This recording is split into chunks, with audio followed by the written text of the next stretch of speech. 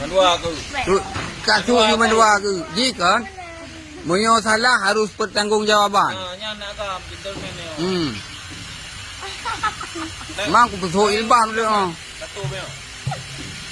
Sile. Tu. Gumlo. Baga. Mendua. Tu yo aku tu lelo no tu yo. Ha. Hari nak aku tanya. Betul ka. Betul ka. Pinah kupiah deh. Nyokang ku pulain ke pelajaran. Yan, hai ayah-ayah, abang-abang dong ke pulain ke pelajaran dan awaknya pin ke giat ke tabah pelajaran pada ada-adoi. Yan.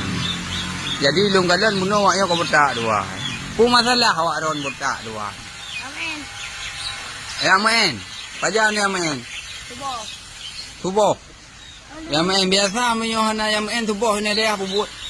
Subuh. Ya kata subuh tu. Subuh banyak berarti dua. Subuh Jumaat hana buat. Hana buat Quran tidak.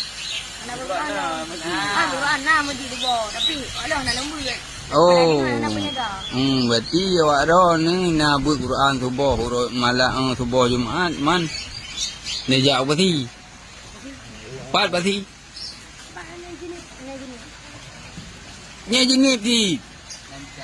Ceritanya ho berarti. Beda dua. Ho berarti. Jadi berarti tirau barat. Yang betul kumala baru berarti. Yang rino gede berarti. Makanya kendang cukup. Pajang kawak ron mulai tubit-tubit. Baru 3 cukup aja.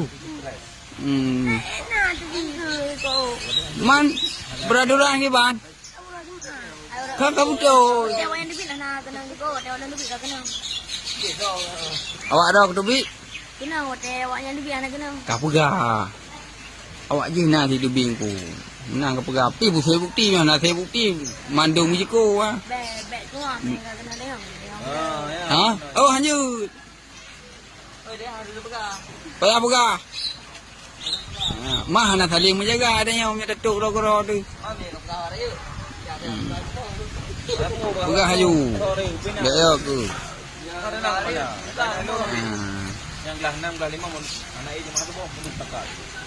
Ya nak beli kau cukup. Long. 7. Cukup kira 3. Cukup kira 3. Pakai. Ai mutata. Okey. Jamu. Oh mute.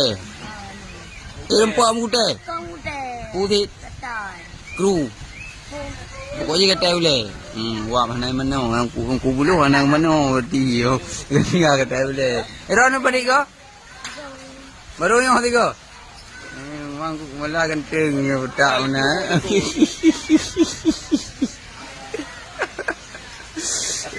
Ya. 3 tubit langsung meramah nana ya ban jantung awaknya. Ada yang juk pelajaran. Yang ku buluh ke ulama gentu, ku malah ke ulama. Tiap long pegang ke betat, belakang na betat. Sa watak dia. Oh hanya biasa aji. Habis tu. Ai gago. Anjir 3 go.